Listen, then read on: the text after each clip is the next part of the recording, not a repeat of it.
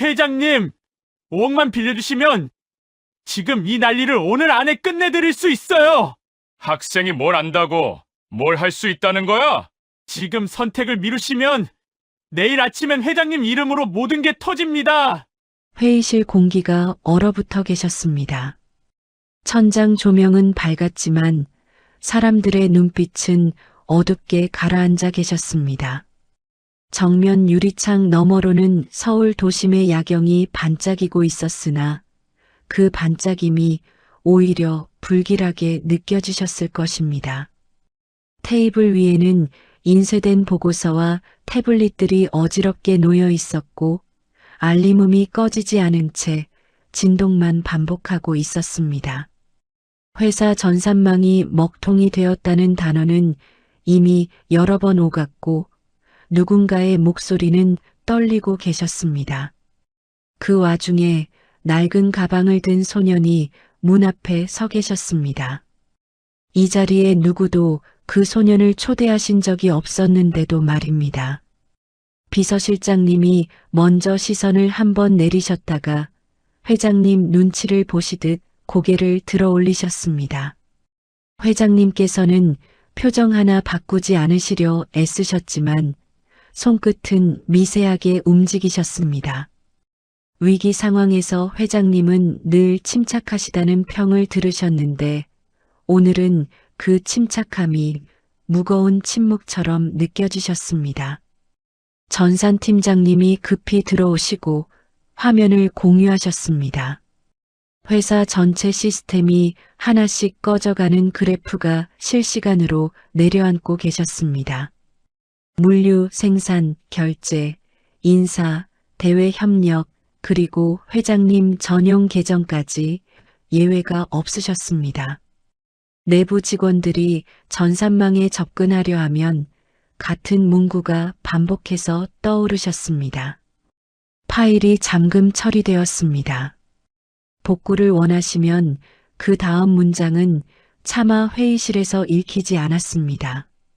숫자와 기호로 된 지갑 주소가 화면을 가득 채우고 있었고 마치 회사의 숨통을 쥔 채 웃고 있는 얼굴처럼 보이셨습니다. 그 순간 회장님이 소년을 다시 바라보셨습니다. 소년은 겁먹은 표정이 아니셨습니다. 오히려 자신이 이 상황의 결말을 이미 알고 있다는 듯 고요하셨습니다. 불필요한 설명을 길게 하지 않으셨고 눈을 피하지도 않으셨습니다. 그의 손에는 작은 노트북 하나뿐이셨습니다. 그 노트북은 명품도 최신형도 아니셨습니다. 그러나 지금 회의실의 그 어떤 고급 장비보다도 위력 있어 보이셨습니다. 비서실장님은 소년의 출입 경위를 확인하시려 했으나 경비팀의 연락은 뚝 끊겨 계셨습니다. 엘리베이터 통제도 이미 무너져 계셨고 출입 기록 서버도 접근이 차단되어 계셨습니다. 시스템이 단순히 멈춘 것이 아니라 누군가가 의도적으로 길을 끊어 놓으신 느낌이셨습니다. 소년이 이곳까지 올라오실 수 있었다는 사실 자체가 이미 이상하셨습니다. 회장님이 낮게 숨을 들이쉬셨습니다. 회장님은 수많은 협상과 위기를 겪어오셨지만 이 상황은 돈으로만 해결될 문제가 아니라고 직감하고 계셨습니다. 상대가 무엇을 원하는지, 어디까지 알고 있는지, 그리고 무엇을 터뜨릴 수 있는지 확인하지 않으시면 한 번의 선택으로 모든 것이 무너질 수도 있으셨습니다. 회의실 한쪽 벽면 스크린에는 뉴스 속보가 뜨고 계셨습니다. 국내 대기업 어그룹 전산망 마비 공급망 차질 우려. 기자들은 아직 랜섬웨어라는 단어를 조심스럽게 쓰고 있었지만 시장은 이미 움직이기 시작하셨습니다. 주가 알림이 폭포처럼 내려오고 계셨고 내부 메신저는 비명처럼 튀어오르고 계셨습니다. 사람들은 회장님 결단이라는 단어를 입에 올리면서도 누구도 회장님 앞에서 확신을 말하지 못하고 계셨습니다. 소녀는 노트북을 테이블 위에 조심스럽게 올려놓으셨습니다. 그리고 손가락으로 화면을 몇 번 두드리셨습니다. 회의실에 있던 임원님들께서 본능적으로 몸을 앞으로 기울이셨습니다. 전산 팀장님도 무심코 숨을 삼키셨습니다. 화면에는 복잡한 코드가 아니라 아주 단순한 구조도가 떠 계셨습니다. 마치 건물의 배관도를 보듯 회사 서버들이 연결된 지도 같으셨습니다.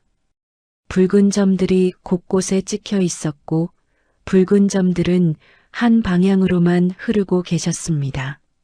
소녀는 말없이 커서를 움직이셔서 붉은 점 중 가장 중심에 있는 하나를 가리키셨습니다. 그 점은 회장님 전용 계정과 연결된 영역 가까이에 붙어 계셨습니다. 전산 팀장님이 당황한 표정을 감추지 못하시며 화면을 자세히 들여다보셨습니다. 일반적인 공격이라면 여러 곳에서 동시에 터지게 마련인데 이 공격은 마치 열어야 할 문을 정확히 알고 움직이고 계셨습니다. 그리고 그 문은 회사 밖이 아니라 안쪽에서 열려 계셨습니다. 회의실에 있던 사람들이 동시에 같은 생각을 하셨을 것입니다. 외부 해커가 아니라 내부자가 길을 안내하고 계신 것일 수도 있다는 생각이셨습니다. 그 생각이 스치자 회의실의 공기가 더욱 싸늘해지셨습니다. 누구도 서로를 믿지 못하는 순간 조직은 이미 절반쯤 무너져 계시기 때문이셨습니다. 회장님은 아무 말씀도 하지 않으셨습니다. 대신 손등 위로 드러난 핏줄이 조금 더 선명해지셨습니다. 회장님께서는 평생 수많은 사람의 충성, 배신, 그리고 침묵을 보아오셨습니다. 그런데 오늘은 그 침묵이 유난히 길게 늘어지고 계셨습니다. 마치 회장님, 이제는 회장님도 숨길 수 없다라고 말하는 것처럼 느껴지셨을지도 모르겠습니다. 소년이 제안하신 5억이라는 금액은 이 회사 규모에 비하면 크지 않으셨습니다. 그러나 문제는 금액이 아니셨습니다. 빌려달라는 표현이 더 무섭게 들리셨습니다. 갚겠다는 뜻이 아니라 지금 당장 손에 쥐어야만 작동하는 무엇이 있다는 뜻으로 들리셨기 때문이셨습니다. 그리고 더 중요한 점은 소년이 내일 아침이면 회장님 이름으로 터진다라고 말하셨다는 사실이셨습니다. 공격자가 원하는 것은 단지 돈이 아니라 회장님의 이름과 권위를 찢어놓는 일이실 수도 있으셨습니다. 비서실장님은 조용히 회장님 옆으로 다가가셔서 서류 한 장을 슬쩍 뒤집어 보여드리셨습니다. 긴급 대응 프로토콜이셨습니다. 외부 보안업체 투입, 경찰 협조, 시스템 전체 셧다운, 백업 복원. 그러나 그 모든 절차에는 시간이 필요하셨고 시간은 지금 회장님 편이 아니셨습니다. 무엇보다 셧다운을 하면 피해가 멈추는 게 아니라 공격자가 가진 폭로 카드가 바로 발동될 가능성도 있으셨습니다. 그 폭로가 무엇인지 모르는 상태에서는 어떤 선택도 칼날을 잡는 느낌이셨습니다. 전산 팀장님이 작은 목소리로 백업이 일부 손상되어 있다라고 보고하셨습니다. 손상이라는 말이 회의실 바닥에 떨어져 굴러다니는 듯 하셨습니다. 누구도 그 단어를 주워 담지 못하시고 그저 눈을 깜빡이기만 하셨습니다. 소년의 화면에는 또 하나의 창이 열려 계셨습니다. 내부 로그 기록처럼 보이는 줄들이 빠르게 지나가고 계셨습니다. 그중 몇 줄에 특정 사용자 계정이 반복해서 나타나고 계셨습니다. 그 계정은 외부 협력업체의 이름처럼 보이셨지만 접속 위치는 이상하게도 본사 건물 내부로 찍혀 계셨습니다. 누군가가 협력업체 계정을 빌려 회사 안에서 문을 열고 계셨다는 뜻이셨습니다. 회장님은 그제야 천천히 의자에 등을 기대셨습니다. 눈은 소년에게 고정되어 계셨습니다. 믿음이 아니라 확인의 시선이셨습니다. 회장님께서는 소년이 원하는 것이 돈인지 아니면 다른 것인지 가늠하려 하셨습니다. 소년은 그 시선을 피하지 않으셨고 오히려 더 가까이 다가오시지 않으셨습니다. 거리까지 계산하고 계시는 듯 정확히 선을 지키고 계셨습니다. 이때 회장님 휴대전화가 한 번 울리셨습니다. 발신자는 외부 홍보라인이셨습니다. 이미 기자들이 회장님 개인 계정 유출이라는 말을 돌리고 있다는 보고가 따라오셨습니다. 사실 여부를 확인할 시간은 없으셨습니다. 그러나 한 가지는 분명하셨습니다. 회장님이라는 이름이 시장에서 떠도는 순간 회사는 숫자로만 무너지는 것이 아니라 신뢰로 무너져 내리시기 때문이셨습니다. 회의실 창밖으로는 여전히 도시의 불빛이 반짝이고 계셨습니다. 그러나 그 불빛은 지금 회장님께 축하하는 조명처럼 보이지 않으셨습니다. 마치 거대한 무대의 스포트라이트가 회장님을 향해 켜지고 관객들이 숨을 죽인 채 기다리고 있는 것처럼 느껴지셨습니다. 회장님께서 다음에 어떤 결정을 내리시는지에 따라 박수가 터질 수도 야유가 쏟아질 수도 있으셨습니다. 소년이 열어놓으신 지도에서 붉은 점들이 하나씩 늘어나고 계셨습니다. 침투가 확산되고 계셨습니다. 시간이 흐를수록 회장님이 선택할 수 있는 선택지는 줄어들고 계셨습니다. 그리고 회장님도 알고 계셨을 것입니다. 지금 이 자리에 있는 사람들 가운데 이 문제를 오늘 안에 끝낼 수 있는 사람은 어쩌면 소년뿐일지도 모르셨습니다. 회장님은 천천히 손을 들어 테이블을 가볍게 두드리셨습니다. 그 소리가 회의실 전체에 작게 울리셨습니다. 그 순간 모두가 회장님 입에서 나올 한마디를 기다리셨습니다. 5억이라는 숫자를 건네는 순간 회장님은 소년에게 돈을 준 게 아니라 권한을 내어주시는 것이나 다름없으셨습니다. 그러나 건네지 않으시면 내일 아침 회장님 이름으로 무엇이 터질지 모르는 채 맞이하셔야 하셨습니다. 그리고 회장님은 마음속 깊은 곳에서 잊고 지내셨던 어떤 기억 하나가 기어오르는 것을 느끼셨을지도 모르셨습니다. 오래전 사소한 일이라며 외면하셨던 선택 하나가 오늘의 문을 열어젖혔을 가능성이셨습니다. 회장님께서는 그 기억을 애써 누르시려 했지만 지금 이 상황은 그 기억을 다시 꺼내 들라고 요구하고 계셨습니다.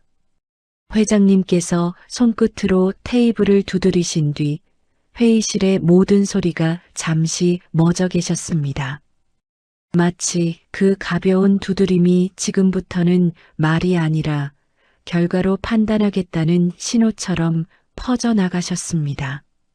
비서실장님은 바로 옆에서 서류를 정리하시는 척하시며 회장님 표정이 흔들리지 않도록 시선의 방패가 되어드리고 계셨습니다. 전산팀장님은 화면에 떠있는 붉은 점들을 보며 지금이 단순한 장애 대응이 아니라 조직의 심장 수술이 되어버렸다는 사실을 체감하고 계셨습니다. 소년은 급하게 설명하려 들지 않으셨습니다. 오히려 본인이 해야 할 일의 순서를 이미 정해두신 사람처럼 노트북을 회의실 공유망에 조용히 연결하시려 하셨습니다. 문제는 연결 자체가 막혀 있다는 점이셨습니다. 내부망이 잠긴 상태에서 외부 장치를 붙이면 남아있던 안전장치마저 폭발하듯 꺼질 수 있으셨습니다. 그 위험을 모를 리 없으신데도 소녀는 망설이지 않으셨고 대신 다른 길을 꺼내 드셨습니다. 회장님 전용 태블릿을 가리키시며 그 안에 남아있는 오프라인 인증 키가 필요하다고 표시하셨습니다. 회장님께서 평소 혹시 모를 때 쓰라고 만들어 두셨던 마지막 열쇠가 오늘에서야 쓰일 차례가 오신 것이었습니다. 비서실장님은 본능적으로 회장님을 말리시려는 눈빛을 보내셨습니다. 그 열쇠를 넘긴다는 것은 소년에게 회사의 깊숙한 문 하나를 열어드린다는 뜻이셨기 때문이었습니다. 그러나 회장님께서는 이미 알고 계셨을 것입니다. 지금 이 문을 열지 않으면 공격자가 먼저 더 큰 문을 열어젖힐 것이라는 사실을요. 회장님은 태블릿을 손에 쥐고 계셨고 손바닥의 열이 기기 표면에 그대로 남아 계셨습니다. 회장님께서 기기를 내려놓으시는 순간 회의실의 시선이 일제히 그 작은 화면으로 쏠려드셨습니다. 소녀는 인증키를 받아 입력하시자마자 복구처럼 보이는 작업을 시작하지 않으셨습니다. 대신 내부 흐름을 정지시키는 장치를 먼저 걸어두셨습니다. 붉은 점들이 갑자기 늘어나던 움직임이 멈추고 확산 속도가 확연히 느려지셨습니다. 전산팀장님 얼굴이 순간 환해지셨습니다. 보통 외부 보안업체가 와도 몇 시간은 걸릴 일을 소녀는 몇 분 안에 호흡을 붙여 놓으신 듯 보이셨습니다. 하지만 그 다음 화면에 떠오른 것은 회복의 청신호가 아니셨습니다. 소년이 열어놓으신 창에는 회사 내부 결제 라인과 파일 이동 기록이 한꺼번에 펼쳐져 계셨고 그 기록들은 마치 누군가의 숨겨둔 발자국처럼 너무도 선명하게 남아 계셨습니다. 기록의 흐름은 일정하셨습니다. 특정 부서에서 시작된 문서가 특정 임원 계정으로 넘어가고 마지막에는 외부 협력업체 계정으로 포장되어 빠져나가 계셨습니다. 그것도 한두 번이 아니셨습니다. 수개월 동안 규칙처럼 반복되어 오셨고 파일 이름은 모두 평범한 업무 보고서처럼 꾸며져 계셨습니다. 그러나 열어보면 내용은 달랐습니다. 하청단가 조정, 납품 검사 생략, 안전기준 예외 처리, 그리고 그 과정에서 빠져나간 돈의 경로가 조용히 정리되어 계셨습니다. 보고서는 누군가에게 들키지 않게 정리해둔 증거처럼 차갑게 완성되어 계셨습니다. 전산팀장님은 목이 마르신 듯 침을 삼키셨고 비서실장님은 한쪽 손으로 서류 모서리를 구기실 뻔하다가 힘을 풀어놓으셨습니다. 회장님께서는 화면을 똑바로 보고 계셨지만 그 시선은 단지 글자를 읽고 계신 게 아니셨습니다. 그 글자들 뒤에 붙어있는 사람들의 얼굴을 떠올리고 계셨을 것입니다. 본인이 믿고 맡기셨던 임원들, 회장님을 위해서라며 모든 결정을 대신 처리해 오던 사람들, 가리고 그 과정에서 조용히 희생되었을 현장들의 모습까지요. 소년이 해둔 정지장치는 공격을 완전히 끝낸 것이 아니셨습니다. 숨통만 붙여둔 상태이셨고 공격자는 여전히 어딘가에서 기다리고 계셨습니다. 만약 지금의 상황을 단순히 복구만 하고 덮어버리시면 공격자는 다른 방식으로 다시 치고 들어오실 가능성이 컸습니다. 무엇보다 문제는 공격자가 가진 카드가 돈이 아니라 이 기록을 세상에 뿌리겠다는 협박이라는 점이셨습니다.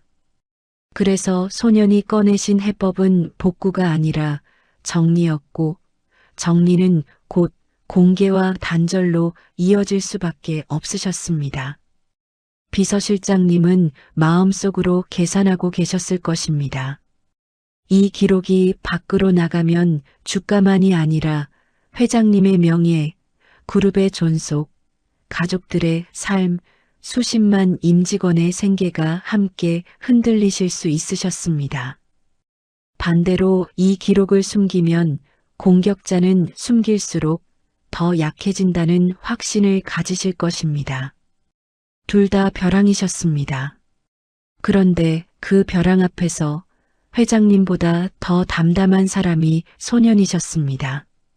소년은 화면을 한 번 더 넘기시며 랜섬웨어가 심어둔 폭탄 파일이 어느 폴더에 숨어 있는지까지 표시해 두셨습니다. 폭탄은 겉으로는 복구 파일처럼 보이게 만들어져 있었고 누군가 급하게 클릭하는 순간 내부 자료를 자동으로 외부로 전송하게 되어 계셨습니다. 즉, 회사가 살리려고 움직이는 순간 터지도록 설계되어 계셨습니다. 전산 팀장님은 그제야 깨달으셨을 것입니다. 지금까지의 대응이 계속 실패했던 이유가 실력이 부족해서가 아니라 처음부터 함정이 깔려 있었기 때문이라는 사실을요. 소년은 그 함정을 정확히 알고 계셨고 그래서 누구보다 조용히 움직이고 계셨습니다. 공격자는 회사가 당황할수록 더 많은 실수를 하길 기다리고 계셨고 실수는 곧 폭로로 이어지게 만들어져 있었기 때문이셨습니다. 회장님은 화면에서 한 계정 이름을 오래 바라보셨습니다. 그 계정은 회장님과 가까운 라인을 뜻하는 표식처럼 보이셨습니다. 회장님은 그 이름을 직접 부르지 않으셨습니다. 대신 손을 들어 화면을 잠시 끄게 하셨습니다.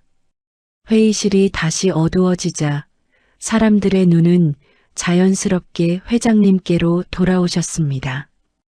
회장님께서 무엇을 선택하실지 모두가 알고 싶어 하셨습니다. 그러나 회장님은 바로 결론을 내리지 않으셨습니다. 먼저 소년이 원하는 것이 5억의 의미인지 확인하려 하셨기 때문이셨습니다. 소년의 요구는 돈이었지만 동시에 시간과 통제권이기도 하셨습니다.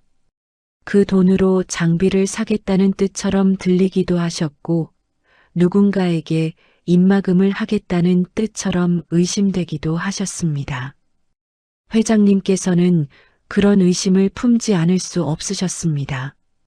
다만 소년은 돈의 쓰임을 설명하는 대신 회장님이 놓치고 계신 한 가지를 조용히 보여드리셨습니다. 랜섬웨어가 남긴 안내 문구의 작성 습관, 문장 끝에 띄어쓰기, 그리고 파일명에 숨겨진 표기 방식이셨습니다.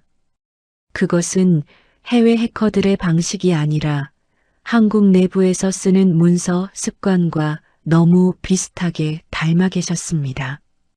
공격자가 외부인인 척 연기하고 계셨다는 정황이 점점 쌓이고 계셨습니다. 이쯤 되자 회의실의 공기는 더 무거워지셨습니다. 적이 밖에만 있는 것이 아니라 안에 계실 수도 있다는 가능성이 확실해지고 계셨기 때문이었습니다.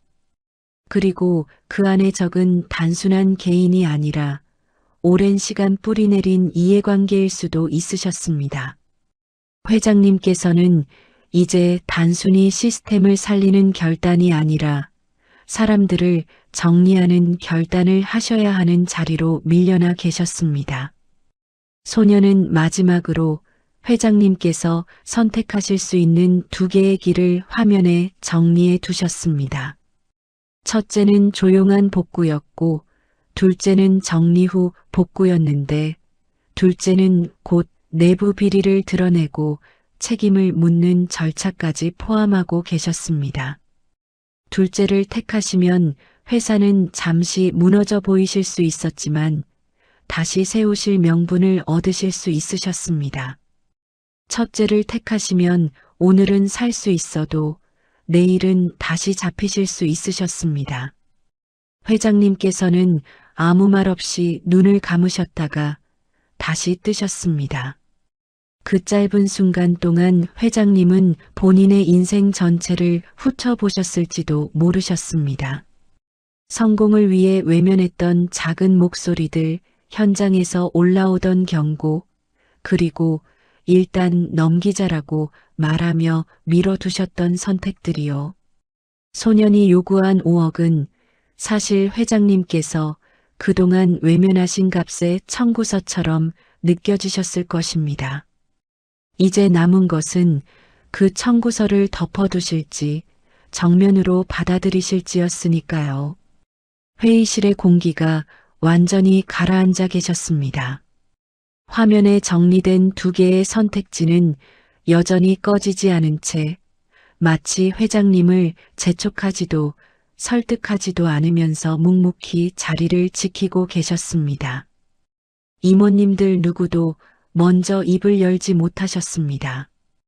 이 상황에서는 어떤 말도 변명이 될 수 없고 어떤 조언도 책임을 대신 질 수 없다는 사실을 모두가 알고 계셨기 때문이었습니다. 회장님께서 결단하시는 순간 누군가는 보호받고 누군가는 버려질 수밖에 없으셨습니다. 회장님께서는 자리에서 천천히 일어나 창가 쪽으로 걸음을 옮기셨습니다. 유리창 너머로 보이는 도시는 여전히 불을 밝히고 계셨고 그 불빛 아래에는 수많은 사람들의 일상과 생계가 얽혀 계셨습니다. 이 그룹이 무너지면 그 불빛 중 일부는 꺼질 수도 있으셨습니다. 회장님께서는 그 무게를 누구보다 잘 알고 계셨습니다. 그렇기에 지금까지 많은 것을 덮고 지나오셨을지도 모르셨습니다.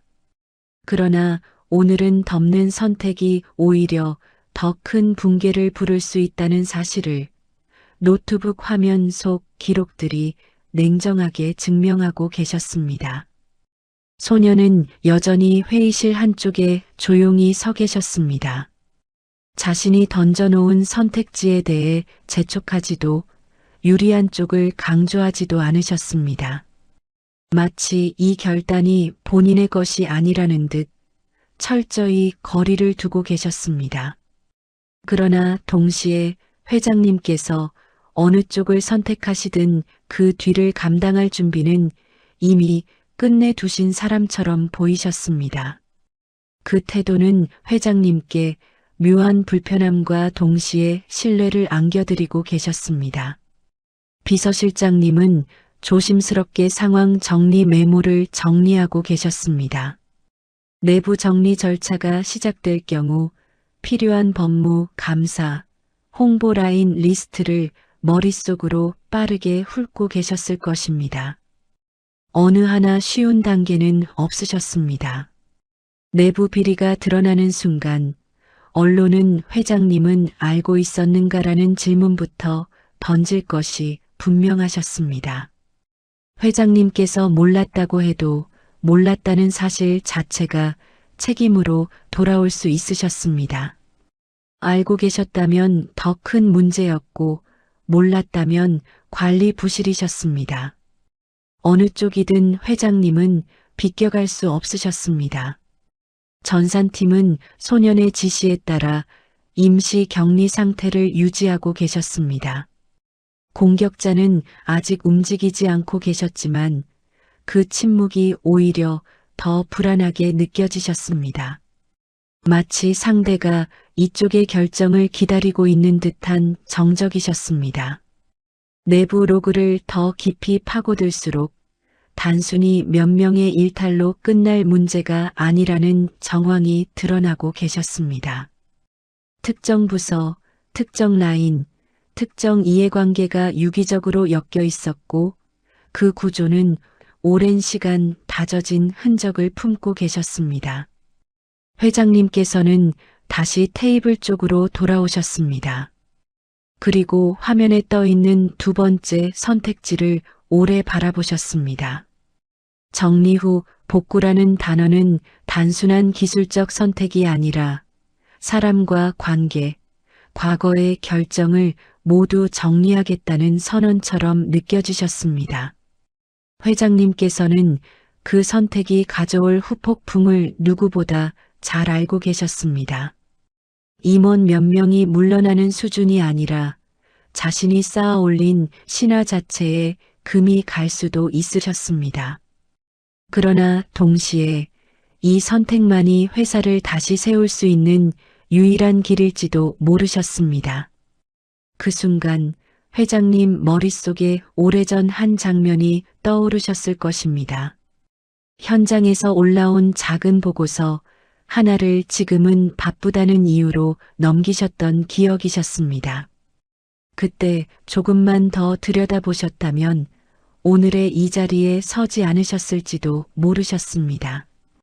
그 사소한 선택이 누군가의 인생을 바꾸고 또 다른 누군가에게는 분노의 씨앗이 되었을 가능성도 있으셨습니다. 회장님께서는 그 기억을 부정하지 않으셨습니다. 오히려 이제야 제대로 마주보고 계셨습니다. 소년이 정리해둔 자료 중 한 화면에는 외부로 유출되기 직전의 마지막 패킷 경로가 표시되어 계셨습니다. 그 경로의 시작점은 한 하청업체의 서버였고 그 하청업체는 과거 안전 문제로 큰 손해를 입은 기록이 남아 계셨습니다. 그 사고 이후 해당 업체는 계약에서 밀려나 조용히 사라지셨습니다. 당시 회장님께서는 보고를 받으셨지만 이미 끝난 일로 정리하셨을지도 모르셨습니다. 그러나 끝나지 않은 사람들의 마음은 이렇게 다른 방식으로 되돌아오고 계셨습니다. 회장님께서는 그제야 소년이 왜 이 모든 구조를 이렇게까지 정확히 알고 있는지 어렴풋이 짐작하기 시작하셨습니다. 단순한 재능이나 우연으로는 설명되지 않는 집요함이 자료 곳곳에서 느껴지고 계셨기 때문이었습니다. 그 집요함은 돈을 노리는 해커의 것이라기보다는 오래 쌓인 질문을 풀어내려는 사람의 것이셨습니다. 회장님께서는 소년에게서 분노보다 차가운 결의를 느끼고 계셨습니다. 그리고 그 결의는 오히려 회장님께 선택을 미루지 말라고 압박하고 계셨습니다. 결국 회장님께서는 비서실장님께 정리 신호를 보내셨습니다. 내부 감사 착수 준비, 전산 로그 보존, 외부 대응 시나리오를 동시에 가동하시라는 뜻이셨습니다. 이 선택은 되돌릴 수 없으셨습니다. 회장님께서 스스로 폭풍의 한가운데로 걸어 들어가시는 결정이셨습니다. 회의실에 있던 사람들 중 일부는 표정이 굳어지셨고 일부는 안도의 숨을 내쉬셨습니다. 누군가는 이 순간부터 자신의 자리가 흔들리고 있다는 사실을 직감하셨을 것입니다. 소년은 그제야 다음 단계의 작업을 시작하시려 준비하셨습니다. 폭탄 파일을 하나씩 무력화하고 외부로 나가는 통로를 차단하는 동시에 공격자가 가진 자료를 되돌려 끌어오는 과정이 남아 계셨습니다. 그러나 그 과정은 단순한 기술 싸움이 아니라 시간과 심리의 싸움이 될 가능성이 크셨습니다. 공격자는 분명히 반응하실 것이고 그 반응 속에는 이 모든 일을 꾸민 진짜 의도가 숨어 있을지도 모르셨습니다. 회장님께서는 다시 한번 소년을 바라보셨습니다. 그 시선에는 경계와 신뢰 그리고 뒤늦은 책임감이 복잡하게 섞여 계셨습니다. 오늘의 선택이 회장님 인생에서 가장 고통스러운 결정 중 하나가 될 수 있으셨지만 동시에 가장 늦지 않은 선택일지도 모르셨습니다. 이제 남은 것은 이 폭풍을 어떻게 건너느냐였고 그 항해의 한가운데에 소년이 서 계셨습니다. 회의실의 조명이 한 단계 낮춰진 뒤 공간은 마치 다른 시간대로 넘어간 듯 고요해지셨습니다. 내부 정리 절차가 가동되었다는 신호는 곧바로 각 부서로 퍼져나가셨고 그 파장은 생각보다 빠르게 번지고 계셨습니다. 법무팀과 감사팀은 이미 별도의 공간으로 이동해 기록 확보에 들어가 계셨고 홍보라인은 시스템 점검이라는 단어 하나로 언론 문의를 막아 세우고 계셨습니다. 표면은 잠잠했지만 회사 내부에서는 이미 균열이 소리 없이 벌어지고 계셨습니다. 소녀는 전산팀과 함께 임시 통제실로 자리를 옮기셨습니다. 그곳은 평소에는 거의 쓰이지 않던 공간이었지만 지금은 회사의 심장처럼 느껴지셨습니다. 수십 개의 모니터에 네트워크 흐름이 실시간으로 표시되고 있었고 외부와 내부의 경계선이 선명하게 드러나고 계셨습니다. 소녀는 말없이 키보드를 두드리며 공격자가 남겨둔 흔적을 하나씩 정리해 나가고 계셨습니다. 그 작업은 단순히 지우는 것이 아니라 누가, 언제, 어떤 의도로 움직였는지를 복원하는 과정이셨습니다. 전산팀 직원들 중 일부는 소년의 손놀림을 보며 감탄을 숨기지 못하고 계셨습니다. 그러나 그 감탄 뒤에는 불안도 함께 섞여 계셨습니다. 이 작업이 끝난 뒤 이 기록들이 어디로 향할지 그리고 그 끝에 누가 서게 될지 아무도 장담할 수 없으셨기 때문이었습니다. 소녀는 그 시선을 알고 계셨지만 굳이 설명하지 않으셨습니다. 이미 이 회사가 선택한 길은 되돌릴 수 없다는 사실을 모두가 느끼고 계셨기 때문이었습니다. 한편 회장님께서는 별도의 공간에서 비서실장님과 함께 대응 시나리오를 점검하고 계셨습니다. 내부 정리가 시작된 이상 공격자는 반드시 반응하실 것이고 그 반응은 언론이나 시장을 향할 가능성이 크셨습니다. 회장님께서는 우리가 먼저 말할 준비를 하자라고 지시하셨습니다. 숨기기보다는 통제된 범위 안에서 사실을 정리해 나가겠다는 뜻이셨습니다. 이는 회장님께서 평생 해오신 방식과는 다른 선택이셨고 그렇기에 더욱 큰 결심이 필요하셨습니다. 그 시각 소년의 화면 한쪽에서 미세한 변화가 포착되셨습니다. 외부 서버 중 하나가 다시 살아 움직이기 시작하셨고 내부 격리망을 우회하려는 시도가 감지되고 계셨습니다. 공격자는 상황을 인지하셨고 조용히 다음 수를 두고 계셨습니다. 소녀는 즉시 해당 경로를 표시해 두고 일부러 차단하지 않으셨습니다. 공격자의 의도를 더 끌어내기 위한 선택이셨습니다. 미끼를 물게 하지 않으면 진짜 손을 드러내지 않을 것이기 때문이었습니다. 잠시 후 공격자는 메시지를 하나 남기셨습니다. 직접적인 협박은 아니셨지만 정리하면 다 같이 다친다는 뉘앙스가 분명히 담겨 계셨습니다. 소녀는 그 문구를 분석하시며 문장 구조와 단어 선택을 다시 확인하셨습니다. 이전과 동일한 습관이 반복되고 계셨고 이는 공격자가 바뀌지 않았다는 뜻이셨습니다. 즉, 내부 정리가 시작되었음에도 불구하고 공격자는 여전히 자신이 유리하다고 판단하고 계셨습니다. 소녀는 이 메시지를 회장님께 전달하셨습니다. 회장님께서는 짧게 화면을 보신 뒤 고개를 끄덕이셨습니다. 예상한 반응이다라는 듯한 표정이셨습니다. 회장님께서는 더 이상 흔들리지 않으셨습니다. 이미 선택하신 길이 고통스럽다는 것을 알고 계셨고 그렇기에 중간에서 멈출 수 없다는 것도 분명히 인지하고 계셨습니다. 회장님께서는 공격자의 메시지를 무시하기로 결정하셨습니다. 대응은 기술적으로 하되 심리적으로는 끌려가지 않겠다는 뜻이셨습니다. 시간이 흐르면서 내부 감사 결과에 윤곽이 드러나기 시작하셨습니다.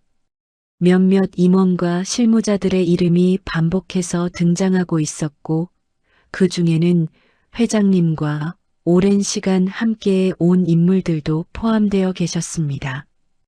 비서실장님은 그 명단을 보며 잠시 눈을 감으셨다가 다시 정리해 회장님께 보고드리셨습니다. 회장님께서는 명단을 한 줄씩 천천히 훑어보셨고 그 과정에서 어떤 감정도 겉으로 드러내지 않으셨습니다. 분노도 배신감도 이미 지나간 단계처럼 보이셨습니다.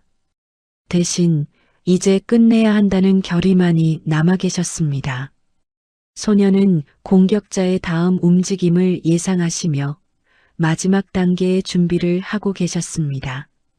공격자가 가지고 있는 자료를 외부에 뿌리기 전에 그 자료의 신뢰도를 무너뜨리고 동시에 내부 정리 사실을 공식화하는 방식이 필요하셨습니다.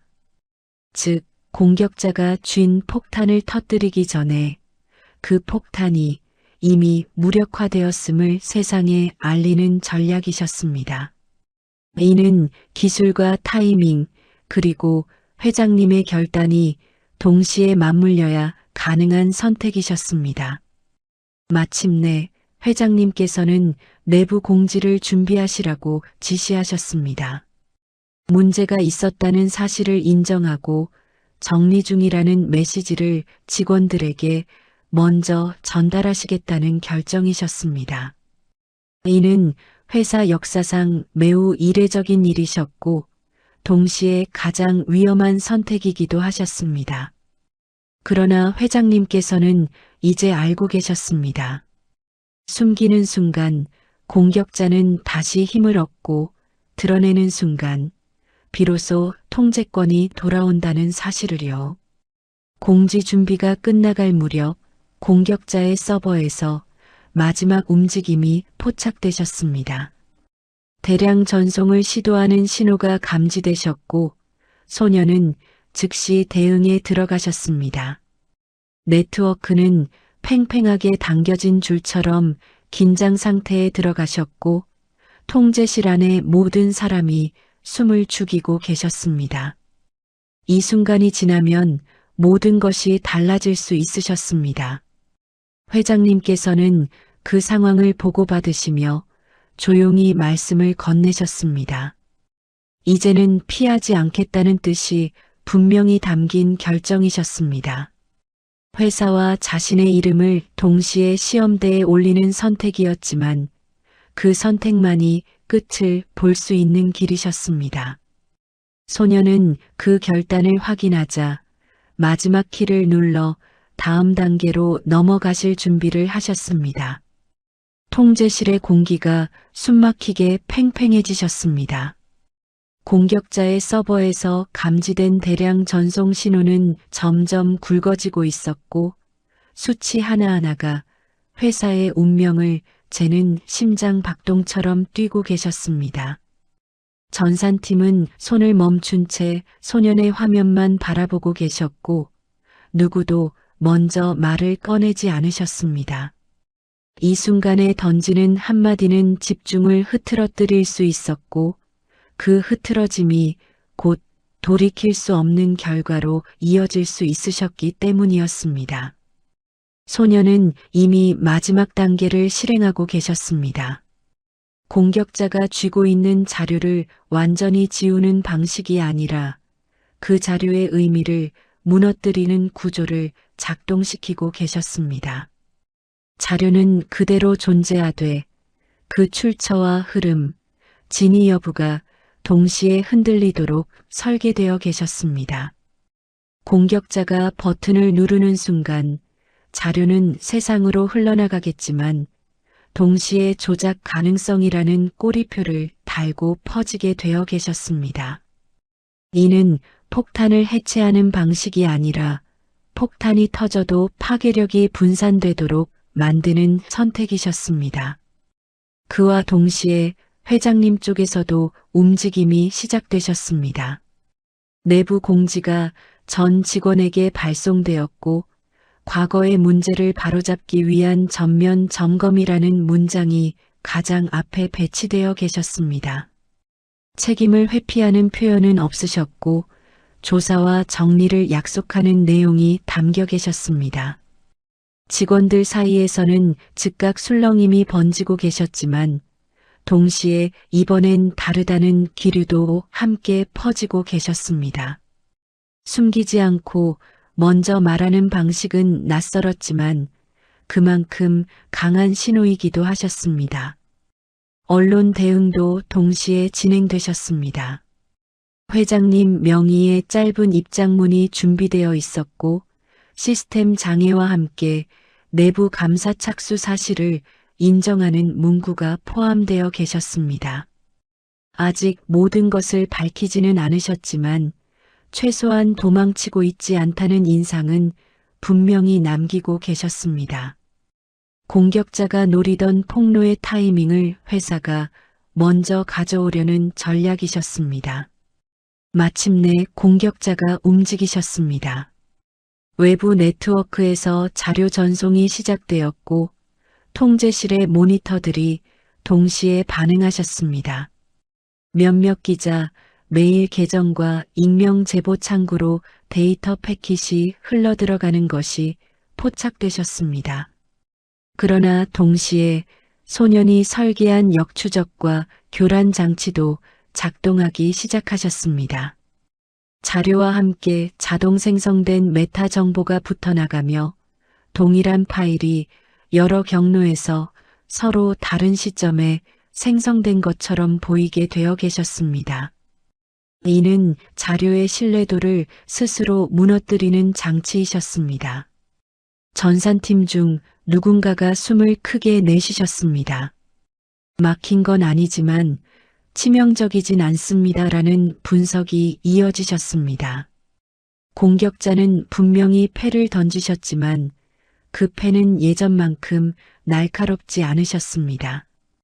그리고 무엇보다 중요한 점은 회사 내부에서 이미 문제가 있었다는 사실을 인정한 상태였다는 것이셨습니다.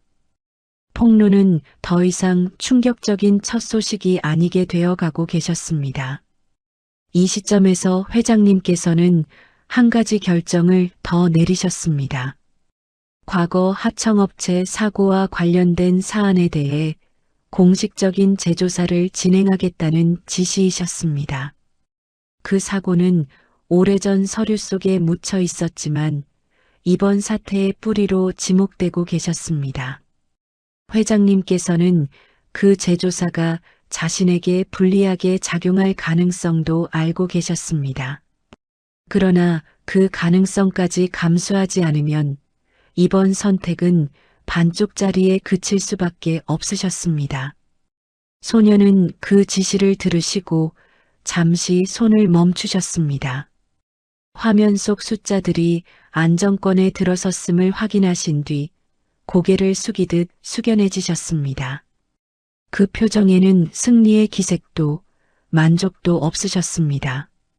오히려 오래 끌어온 질문 하나가 이제야 답을 향해 가고 있다는 안도감이 비쳐 계셨습니다.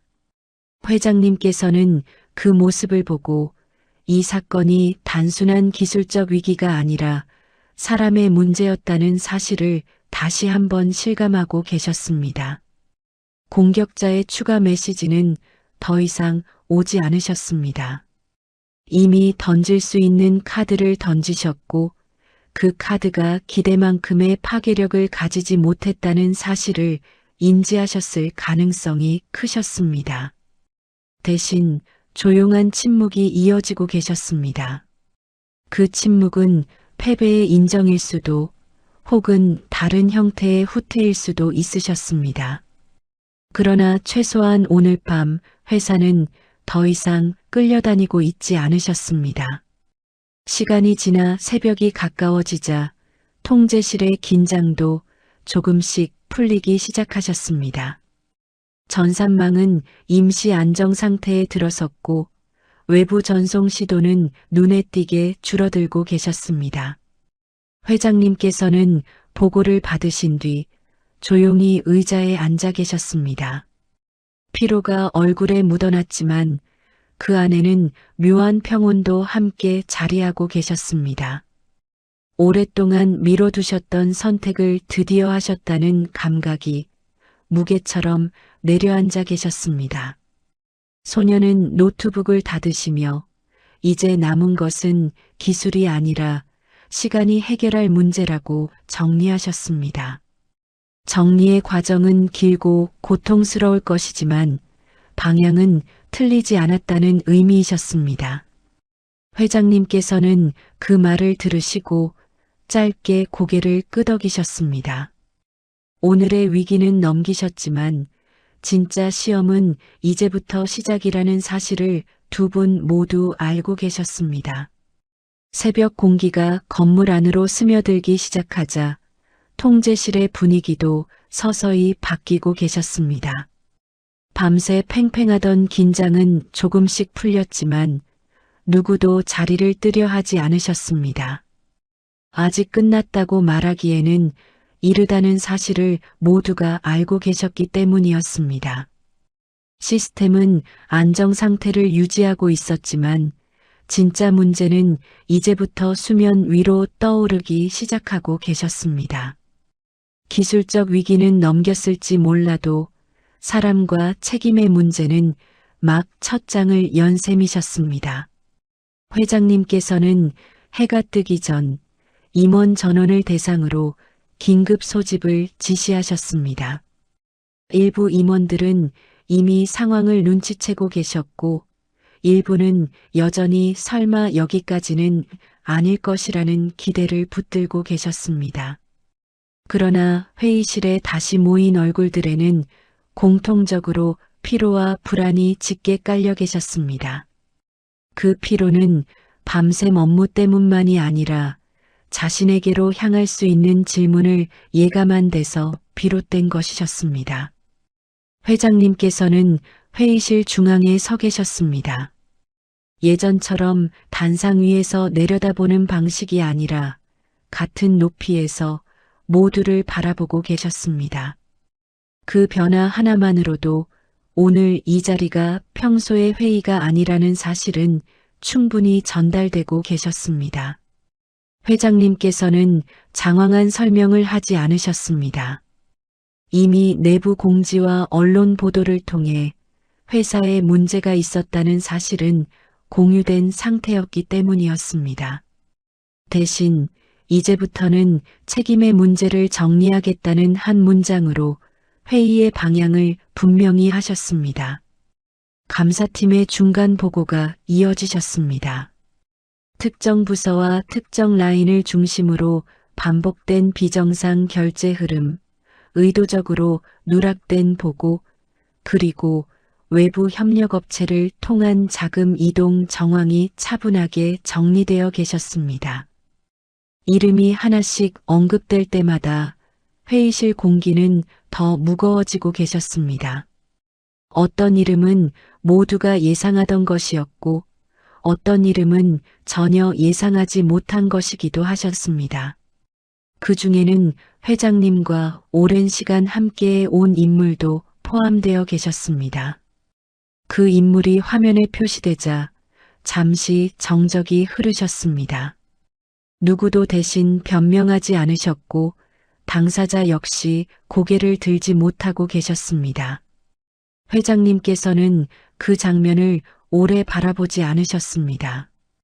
대신 절차대로 하겠다는 원칙만을 다시 한번 확인하셨습니다. 감정으로 판단하지 않겠다는 뜻이셨고 동시에 과거의 관계로 눈을 감지 않겠다는 선언이기도 하셨습니다. 이 순간부터 회사는 회장님의 인간관계가 아니라 규칙으로 움직이기 시작하고 계셨습니다. 회의가 진행되는 동안 소녀는 별도의 공간에서 홀로 자료를 정리하고 계셨습니다. 이제 더 이상 전면에 나설 필요는 없으셨습니다.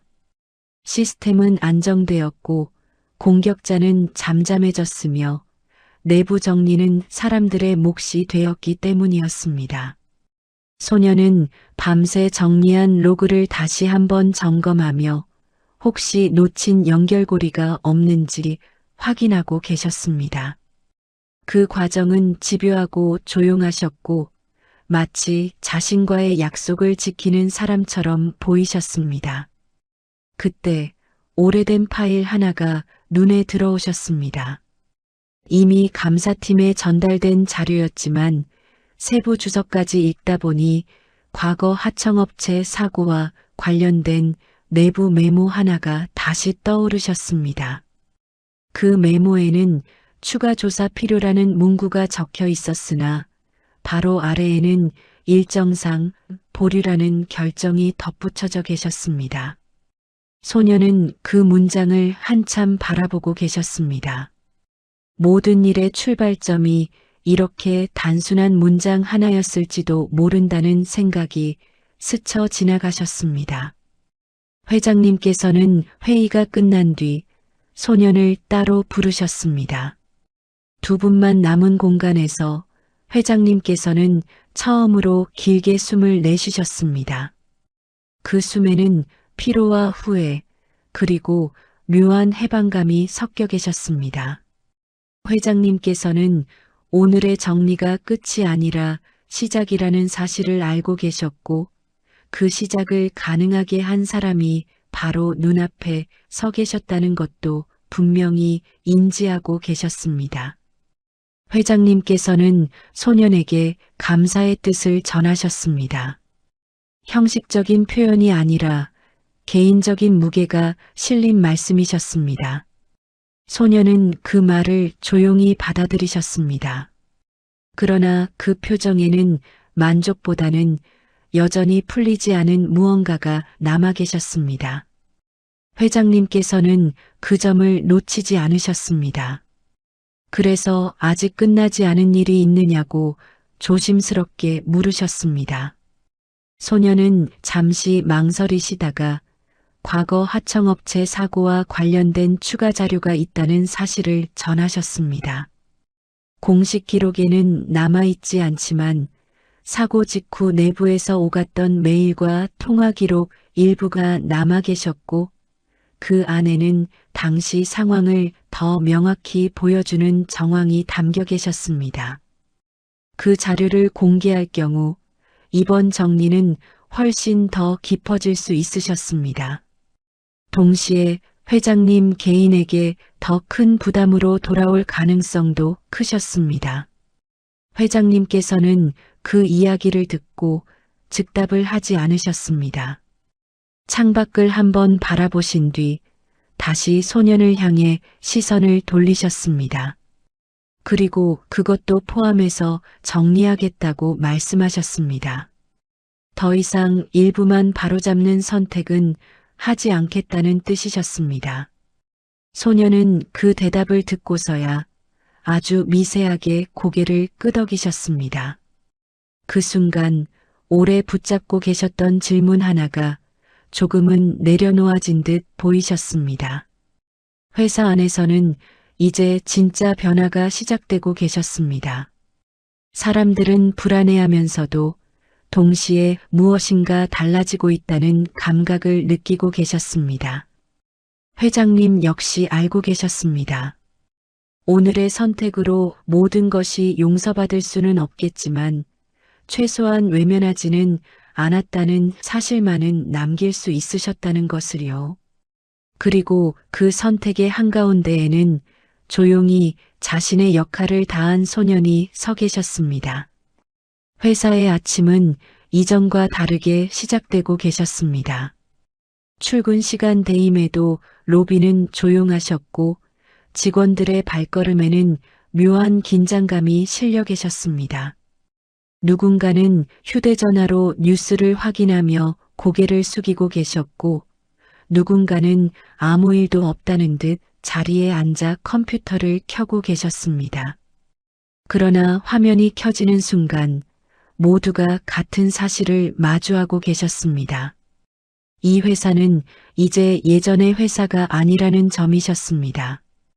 언론은 내부 감사 착수와 일부 임원 대기 발령 소식을 빠르게 받아 적고 계셨습니다. 기사 제목은 아직 조심스러웠지만 문장 사이사이에는 분명한 메시지가 숨어 계셨습니다. 이번엔 피하지 않았다. 시장은 즉각 반응하지 않으셨지만 투자자들 사이에서는 관망과 기대가 묘하게 뒤섞여 흐르고 계셨습니다. 무너질 것이라고 예상했던 회사가 오히려 정면 돌파를 택한 모습에 모두가 숨을 고르고 계셨습니다. 회장님께서는 오전 일정 대부분을 비공개로 비워두고 계셨습니다. 그 시간 동안 법무, 감사, 외부 자문단과 차례로 면담을 이어가고 계셨습니다. 모든 질문은 결국 같은 지점으로 향하고 계셨습니다. 회장님은 어디까지 알고 계셨습니까?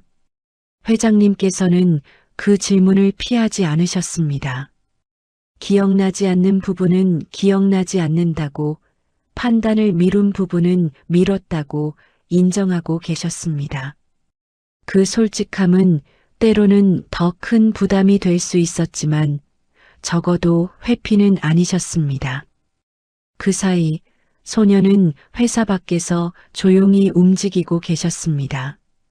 더 이상 회사 시스템에 직접 관여하지는 않으셨지만 과거 하청업체 사고와 관련된 자료를 정리해 하나의 흐름으로 묶고 계셨습니다. 단편적인 기록들은 이미 충분히 많았지만 그 조각들을 연결해 하나의 이야기로 만드는 작업은 여전히 필요하셨습니다. 소녀는 그 작업을 하며 단순한 폭로가 아니라 이 일이 왜 여기까지 왔는지를 설명하려 하고 계셨습니다. 그 과정에서 소녀는 한 사람의 이름을 다시 마주하게 되셨습니다. 공식 기록에는 거의 남아있지 않지만 여러 메모와 통화 기록에 반복해서 등장하는 인물이셨습니다.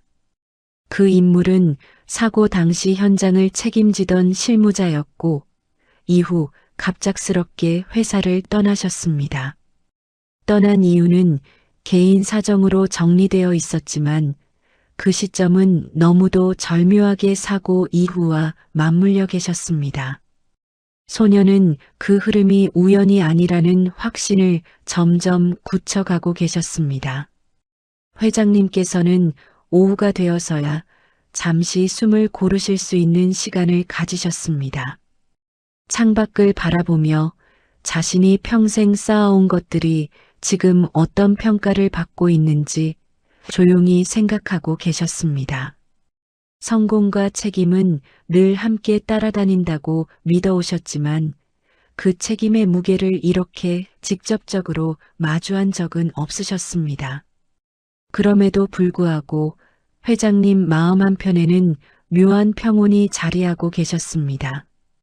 도망치지 않았다는 사실 하나만으로도 어쩌면 늦게나마 해야 할 일을 하고 있다는 감각이 드셨기 때문이었습니다. 그날 저녁 회장님께서는 소년을 다시 한번 부르셨습니다. 이번에는 회사가 아닌 조용한 별도 공간이셨습니다. 공식 기록도 보고서도 없는 자리이셨습니다. 회장님께서는 소년에게 이제 무엇을 하려 하느냐고 물으셨습니다. 도움을 준 대가로 무엇을 요구할 것인지 혹은 이대로 떠날 것인지 확인하고 싶으셨을지도 모르셨습니다. 소녀는 잠시 생각하신 뒤 당장 바라는 것은 없다고 답하셨습니다. 다만 정리가 끝날 때까지 이 흐름이 멈추지 않기를 바라고 계셨습니다. 회장님께서는 그 말이 가장 어려운 요구라는 사실을 잘 알고 계셨습니다. 시간이 지나면 사람들은 다시 편한 길을 택하려 하기 마련이셨습니다. 그러나 이번만큼은 그렇지 않겠다고 마음속으로 다짐하고 계셨습니다. 회장님께서는 소년에게 약속하셨습니다.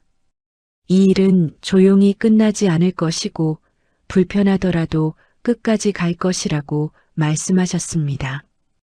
그 약속은 대외적인 선언보다 훨씬 무거운 의미를 지니고 계셨습니다. 밤이 깊어가며 회사 내부 게시판에는 직원들의 글이 하나둘 올라오기 시작하셨습니다. 분노, 불안, 기대, 그리고 조심스러운 응원의 메시지까지 뒤섞여 계셨습니다. 회사가 변할 수 있을지에 대한 질문은 여전히 남아 있었지만 최소한 질문을 던질 수 있는 분위기는 만들어지고 계셨습니다. 그 변화는 작아 보였지만 그동안 누구도 쉽게 꺼내지 못했던 첫 문장이었을지도 모르셨습니다. 소녀는 그 게시글들을 멀리서 지켜보며 자신이 이 회사에 남길 수 있는 것이 무엇인지 다시 생각하고 계셨습니다. 돈도 자리도 아닌 흐름 하나를 바꿔놓는 일, 그것이 가능했다면 이번 선택은 충분히 의미가 있다고 느끼고 계셨습니다. 그러나 아직 마지막 조각이 남아 계셨습니다. 사고 당시 사라진 실무자의 행방, 그리고 그가 왜 모든 책임을 혼자 짊어지고 떠나야 했는지에 대한 진실이셨습니다. 그 진실이 드러나지 않는다면 이번 정리는 완전하다고 말할 수 없으셨습니다. 회사 안팎의 소음이 조금씩 잦아들 무렵 소녀는 마지막으로 남은 이름 하나를 붙잡고 계셨습니다. 사고 당시 현장을 책임지다 사라진 실무자에 대한 흔적은 공식 기록에서는 거의 지워져 있었지만 비공식적인 메모와 오래된 메일 서버, 개인 일정 관리 기록 속에서는 여전히 숨을 쉬고 계셨습니다. 문제는 그 흔적들이 의도적으로 흩어져 있다는 점이셨습니다. 누군가는 이 사람이 스스로 떠난 것처럼 보이게 만들고 싶어 하셨고 그 의도는 여러 겹의 우연으로 포장되어 계셨습니다. 소녀는 외부 자료를 더 이상 건드리지 않으셨습니다.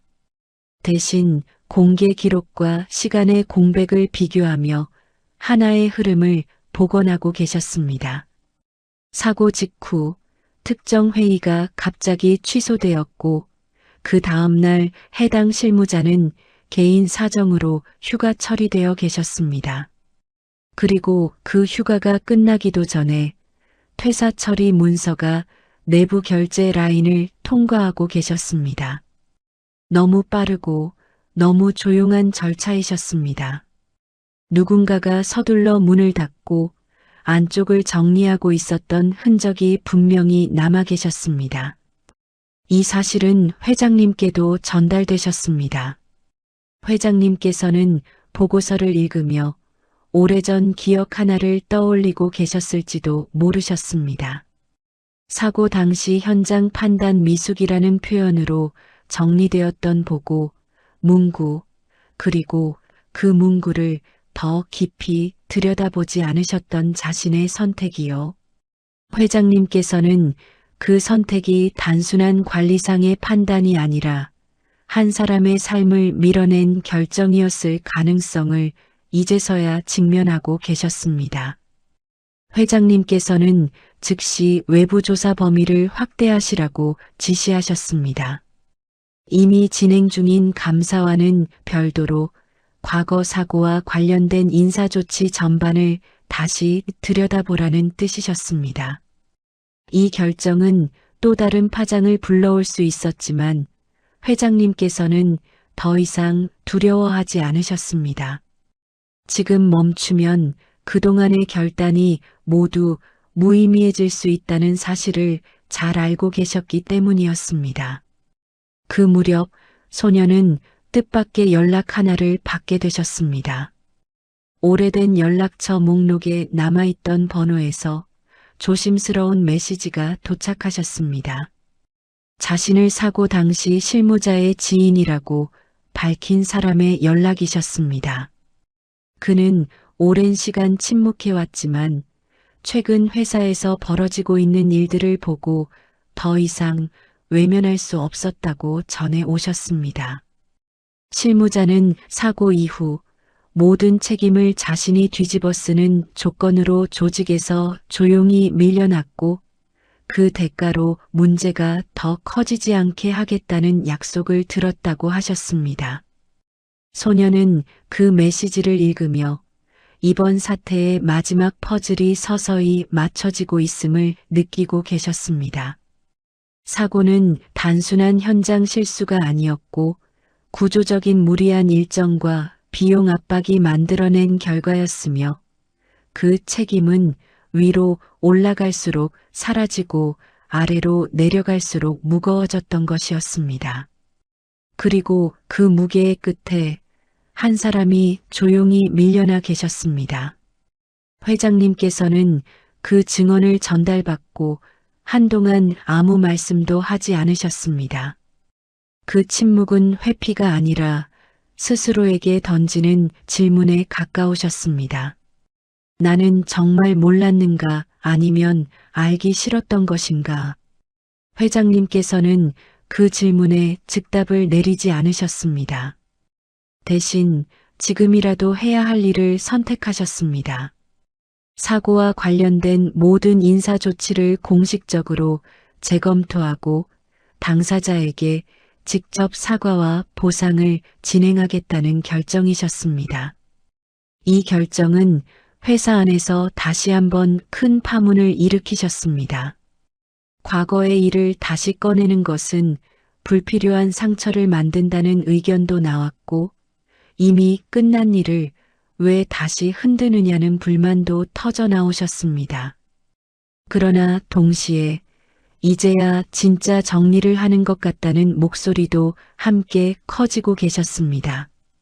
회사는 지금 불편한 방향으로 움직이고 계셨지만 그 불편함이야말로 변화의 증거이기도 하셨습니다. 소녀는 모든 과정을 한 발짝 떨어진 곳에서 지켜보고 계셨습니다. 자신이 직접 나서지 않아도 흐름이 이어지고 있다는 사실이 중요하셨습니다. 그는 이 사건이 개인의 복수나 폭로로 끝나지 않기를 바라고 계셨습니다. 대신 비슷한 일이 다시는 반복되지 않는 구조로 남기를 원하고 계셨습니다. 그 바람은 소년이 처음 이 회사 문 앞에 섰을 때부터 변하지 않은 핵심이셨습니다. 회장님께서는 결국 공개 사과와 함께 과거 사고에 대한 재조사 결과를 단계적으로 공개하시겠다고 발표하셨습니다. 모든 것을 한 번에 드러내지는 않으셨지만 숨기지 않겠다는 방향은 분명히 하셨습니다. 그 발표는 회장님 개인에게도 큰 부담이셨고 회사의 명성에도 상처를 남길 수 있는 선택이셨습니다. 그러나 그 선택은 동시에 이 회사가 어떤 길을 택할 것인지 세상에 보여주는 선언이기도 하셨습니다. 밤이 깊어지자 소녀는 조용히 노트북을 닫으셨습니다. 이제 더 이상 기술로 밀어붙일 일은 남아있지 않으셨습니다. 남은 것은 사람들의 선택과 그 선택을 끝까지 지켜내는 용기뿐이셨습니다. 소녀는 창밖을 바라보며 처음 이 일을 시작하게 된 이유를 떠올리고 계셨습니다. 분노로 시작되었을지라도 지금 이 순간에는 책임으로 이어지고 있다는 사실이 마음을 조금은 가볍게 만들어주고 계셨습니다. 공개 재조사 발표 이후 회사는 한동안 낯선 시간을 지나고 계셨습니다. 겉으로 보이는 업무는 정상적으로 돌아가고 있었지만 내부의 공기는 이전과 분명히 달라져 계셨습니다. 사람들은 말을 아끼고 계셨고 보고서의 문장은 유난히 길어지고 조심스러워지셨습니다. 예전 같으면 넘겨졌을 표현 하나, 숫자 하나에도 여러 번의 확인이 붙고 계셨습니다. 불편함은 분명 존재하고 있었지만 그 불편함 속에는 이제는 예전처럼은 못 돌아간다는 공감대가 서서히 자리 잡고 계셨습니다. 재조사는 생각보다 빠르게 진행되지는 않으셨습니다. 과거의 기록은 누군가의 의도와 무관심 속에서 이미 많이 달아 계셨고 기억에 의존해야 하는 부분도 적지 않으셨습니다. 그러나 중요한 점은 이번에는 중간에 멈추지 않는다는 사실이셨습니다. 회장님께서는 조사 범위와 진행 상황을 정기적으로 공유하시도록 지시하셨고 그 과정 자체를 숨기지 않으셨습니다. 이는 회사 역사상 거의 없던 일이었고 그만큼 내부의 긴장과 부담도 함께 커지고 계셨습니다. 사고 당시 현장을 책임졌던 실무자에 대한 재평가는 조심스럽게 진행되고 계셨습니다. 공식적인 문서와 비공식 증언이 하나씩 맞물리며 당시의 상황이 점점 입체적으로 드러나고 계셨습니다. 그는 무리한 일정과 상충하는 지시 속에서 선택을 강요받고 있었고 그 선택의 결과가 사고로 이어졌다는 사실이 분명해지고 계셨습니다. 그리고 그 뒤에는 책임을 위로 올리지 않기 위한 조직의 관성이 작동하고 계셨습니다. 누군가는 결정을 내렸고 누군가는 침묵했으며 그 모든 결과는 한 사람에게 집중되어 계셨습니다. 이 과정에서 회장님께서는 가장 고통스러운 보고를 연이어 받아들이고 계셨습니다. 문제는 특정 개인의 일탈이 아니라 문제가 생기면 아래에서 정리한다는 오래된 방식이 여전히 살아 있었다는 점이셨습니다. 회장님께서는 그 사실을 부정하지 않으셨습니다. 오히려 그 관행이 자신의 묵인 속에서 자라났음을 인정하고 계셨습니다. 그 인정은 회장님 개인의 명성을 갉아먹을 수 있었지만 조직을 바로 세우기 위해서는 피할 수 없는 단계이셨습니다. 소녀는 이 모든 흐름을 한 발 물러난 자리에서 지켜보고 계셨습니다. 이제 그의 이름은 공식적으로 언급되지 않으셨고 회사의 변화는 회사의 결정처럼 보이고 계셨습니다. 그것이 소년이 원하던 그림이셨습니다. 그는 처음부터 주인공이 되기를 바라지 않으셨습니다. 단지 멈춰있던 흐름이 다시 움직이기를 원하셨을 뿐이셨습니다. 그리고 지금 그 흐름은 느리지만 분명히 앞으로 나아가고 계셨습니다. 다만 소년의 마음이 완전히 편해지지는 않으셨습니다. 재조사가 진행될수록 과거의 상처가 다시 드러나고 있었고 그 상처는 당사자뿐 아니라 주변 사람들에게도 영향을 미치고 계셨습니다. 정의를 바로 세운다는 명분이 누군가에게는 또 다른 고통이 될 수 있다는 사실을 소녀는 누구보다 잘 알고 계셨습니다. 그렇기에 그는 결과만이 아니라 과정이 최소한의 존엄을 지킬 수 있기를 바라고 계셨습니다. 회장님께서는 어느 날 재조사 중간 보고를 받으시다 한 문장에서 시선을 멈추고 계셨습니다. 사고 이후 내부 회의에서 이 사안은 더 키우지 말자는 표현이 등장한 기록이셨습니다. 그 문장은 누구의 입에서 나왔는지 명확히 남아있지 않으셨지만 그 분위기를 용인한 책임은 분명히 위로 향하고 계셨습니다. 회장님께서는 그 문장을 오래 바라보시며 이번 사태의 핵심은 기술도 돈도 아닌 바로 그 한마디였다는 사실을 절감하고 계셨습니다. 그날 이후 회장님께서는 내부 회의 방식 자체를 바꾸기 시작하셨습니다. 결론보다 과정, 속도보다 이유를 묻도록 지시하셨고 불편한 질문이 나와도 회피하지 않도록 분위기를 조성하고 계셨습니다. 이 변화는 즉각적인 성과를 내지는 않으셨지만 조직의 결을 서서히 바꾸고 계셨습니다. 직원들은 여전히 조심스러워하고 계셨지만 최소한 질문을 던질 수는 있게 되셨습니다. 한편 실무자에 대한 공식적인 사과와 명예회복 절차가 준비되고 계셨습니다. 모든 책임을 온전히 되돌릴 수는 없었지만 조직이 잘못을 인정하고 바로잡으려 한다는 메시지는 분명히 전달되고 계셨습니다. 그 소식은 조용히 전해졌고 과도한 홍보 없이 진행되고 계셨습니다. 회장님께서는 이 일이 보여주기식으로 소비되지 않기를 바라셨습니다. 진정성은 소란이 아니라 지속으로 증명되어야 한다고 믿고 계셨기 때문이었습니다. 소녀는 그 소식을 접하고 오랫동안 마음 한켠에 남아있던 긴장이 조금 풀리는 것을 느끼고 계셨습니다.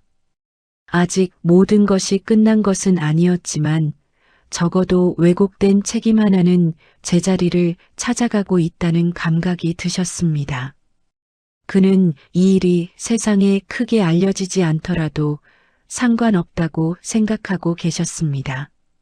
중요한 것은 누군가의 인생이 억울함 속에서 완전히 지워지지 않았다는 사실이셨습니다. 그러나 동시에 소녀는 이 변화가 회장님 개인의 결단에만 의존해서는 오래가지 못할 수도 있다는 점을 인식하고 계셨습니다. 사람이 바뀌면 방향도 바뀌는 조직이라면 언젠가는 다시 예전으로 돌아갈 가능성도 있으셨습니다.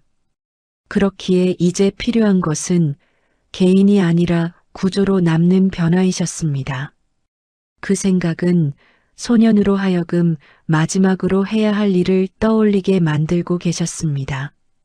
회사의 변화는 어느 날 갑자기 완성된 모습으로 나타나지 않으셨습니다. 대신 작은 규칙 하나가 바뀌고 보고서의 문장 하나가 달라지고 회의실에서 침묵하던 사람이 조심스럽게 손을 드는 순간들로 이어지고 계셨습니다. 그 변화는 느렸고 때로는 답답하게 느껴질 만큼 더디게 진행되고 계셨습니다. 그러나 분명한 것은 이전과 같은 방향으로는 더 이상 흐르지 않고 있다는 사실이셨습니다. 회장님께서는 공식 석상에 다시 서시기까지 오랜 시간을 두셨습니다. 성과를 말하기보다 책임을 정리하는 시간이 필요하다고 판단하셨기 때문이었습니다. 그리고 마침내 임직원 앞에 서셨을 때 회장님께서는 화려한 비전이나 수치를 꺼내지 않으셨습니다. 대신 이 회사는 한 사람의 판단으로 너무 많은 것을 결정해 왔다는 말로 입을 여셨습니다. 그 한 문장은 회장님 스스로를 포함한 조직 전체를 향한 고백처럼 울리고 계셨습니다. 회장님께서는 이어서 앞으로의 회사는 개인의 결단이 아니라 구조로 움직이도록 바꾸겠다고 말씀하셨습니다. 문제가 생겼을 때 숨기지 않고 위로 올릴 수 있는 통로를 만들겠다고, 그리고 불편한 질문이 불이익으로 돌아가지 않도록 제도를 손보겠다고 약속하셨습니다. 그 약속은 박수를 끌어내기 위한 선언이 아니셨습니다. 오히려 박수가 나오지 않는 정적 속에서 그 무게가 더 또렷이 전달되고 계셨습니다. 그 자리에 맨 뒤 조용히 앉아있던 소녀는 그 장면을 담담히 바라보고 계셨습니다.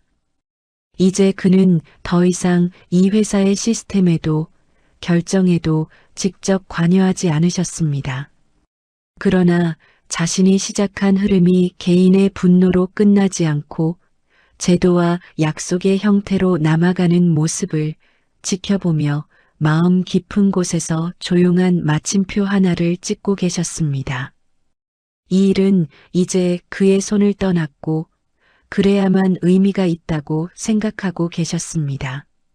며칠 뒤 과거 사고의 당사자였던 실무자에 대한 공식 사과와 명예회복 절차가 마무리되셨습니다.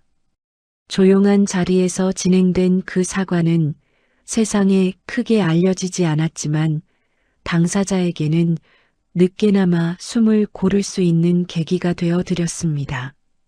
모든 상처가 사라질 수는 없었지만 최소한 당신의 잘못만은 아니었다는 말이 공식적으로 남게 되셨습니다. 그 사실 하나가 누군가의 인생을 다시 이어갈 수 있는 실마리가 되어주고 계셨습니다. 회장님께서는 그날 혼자 사무실에 남아 오래된 서류 하나를 다시 펼쳐보셨습니다. 사고 직후 덮어두었던 보고서였고 그 위에는 여전히 자신의 결제 서명이 남아 계셨습니다. 회장님께서는 그 서명을 한참 바라보신 뒤 서류를 조용히 닫으셨습니다. 지울 수 없는 흔적은 인정하고 대신 앞으로 남길 흔적을 바꾸겠다는 결심이 그 침묵 속에 담겨 계셨습니다. 시간이 지나며 회사는 다시 성과를 이야기하기 시작하셨습니다. 그러나 그 성과의 기준은 이전과 조금 달라져 계셨습니다. 속도보다는 안전, 숫자보다는 과정, 결과보다는 책임이 함께 언급되고 계셨습니다. 완벽하지는 않으셨고 여전히 갈등과 실수는 이어지고 계셨습니다. 그럼에도 불구하고 문제를 문제라고 말할 수 있는 분위기만은 지켜지고 계셨습니다. 소녀는 어느 날 회장님으로부터 짧은 메시지 하나를 받게 되셨습니다. 고맙다는 말과 함께 당신이 말한 대로 흐름을 멈추지 않겠다는 문장이 담겨 계셨습니다. 소녀는 그 메시지를 읽고 답장을 길게 쓰지 않으셨습니다. 다만 그 약속이 이어진다면 충분합니다라는 한 문장만을 남기셨습니다. 그 문장은 부탁이 아니라 믿음에 가까우셨습니다. 이제 소녀는 자신의 자리로 돌아가 계셨습니다. 여전히 컴퓨터 앞에 앉아 문제를 풀고 계시지만 이번에는 세상을 흔들기 위한 코드가 아니라 세상을 덜 아프게 만드는 구조를 고민하고 계셨습니다. 이번 경험은 그에게도 분명한 흔적을 남기고 계셨습니다. 힘은 드러낼 때보다 내려놓을 때 오래 남는다는 사실을 몸으로 배운 시간이셨습니다. 그리고 회장님 역시 알고 계셨습니다. 진짜 위기는 시스템이 무너질 때가 아니라 잘못을 알고도 외면할 때 시작된다는 사실을요. 이번 선택이 모든 것을 용서받게 해주지는 않겠지만 적어도 같은 실수를 반복하지 않을 기회는 만들어 주었다는 것을요. 그 기회는 누군가의 용기에서 시작되었고 이제는 조직 전체의 책임으로 이어지고 계셨습니다.